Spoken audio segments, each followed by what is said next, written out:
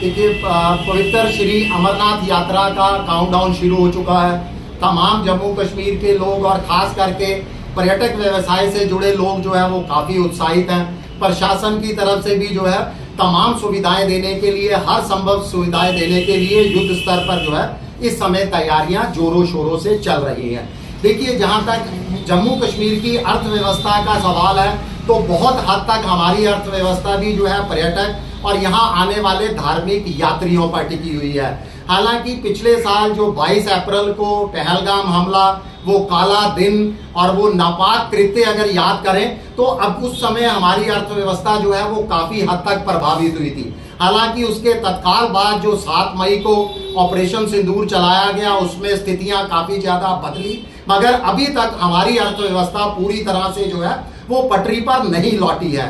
हालांकि पूरी उम्मीद है कि इस बार जो अमरनाथ यात्रा होगी रिकॉर्ड संख्या के अंदर होगी। रिकॉर्ड संख्या में जो है श्रद्धालु जम्मू कश्मीर का रुख करेंगे और हमारी जम्मू कश्मीर की अर्थव्यवस्था को एक विशेष गति और एक बूस्ट जो है वो मिलेगा।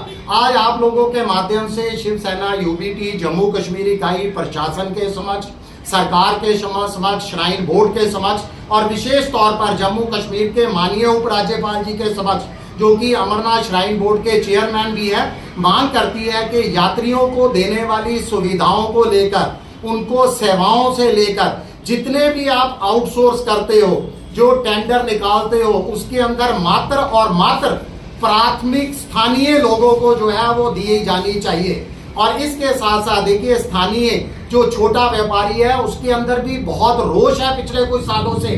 जो घोड़ा सप्लाई करते हैं, जो पिट्ठू वाले हैं, जो बिस्तर, जो टेंट देते हैं, बिस्तर देते हैं, शौचालय की व्यवस्था करते हैं, उनका आरोप है कि पिछले कुछ सालों से बड़े ठेकेदारों और बाहरी ठेकेदारों को जो है तमाम टेंडर आवंटित कर दिए जाते हैं। ये लोग जो है, छोटा व्यापारी हाथ मलता रह जाता है। आप याद कीजिए आतंकवाद का वह दौर, इन्हीं व्यापारियों, ये छोटे ठेकेदारों के कारण जो है श्री अमरनाथ यात्रा सुचारू रूप से चलना जो है वो संभव हुआ था। बहुत अहम रोल निभाया था इन्होंने। तो हमारी मांग है पारदर्शिता तरीके से बड़े ठेकेदारों को आप काम दीजिए, मगर छोटे ठेकेदारों को भी उनके अनुसार जो है काम आवंटित किया जाए। यानी एक को ठेका ना देकर तमाम लोगों में ठेके का जो है वो बांट दिए जाए। इसके साथ साथ देखिए, पवित्र हिम शिवलिंग के दर्शन भी जो है बहुत बड़ा मुद्दा बनता है।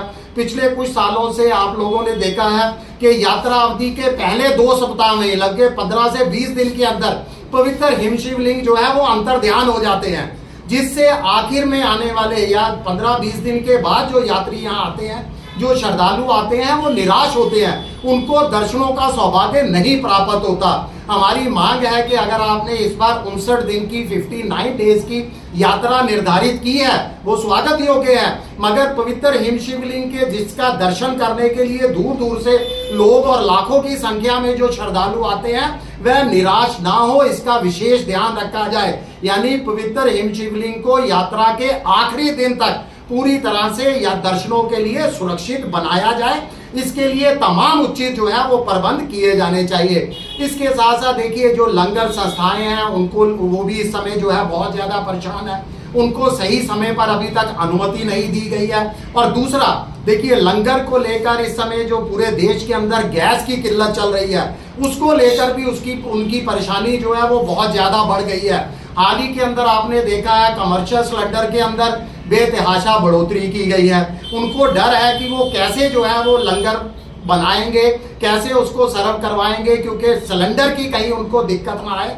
तो हमारी प्रशासन से मांग है कि जो संस्थानें हैं जो लंगर सेवा देती है उनको कमर्शियल नहीं बल्कि डोमेस्टिक सिलेंडर के जो है अनुमति दी जाए लंगर बनाने के लिए, और वो डोमेस्टिक सिलेंडर भी उनके लिए जो है वहां पर किए जाए, उनका जो है अरेंज किए जाने चाहिए, ताकि लंगर के अंदर किसी तरह का विघ्न ना हो, श्रद्धालुओं को कोई परेशानी ना हो और लंगर संस्थानों को किसी तरह की कोई परेशानी ना हो।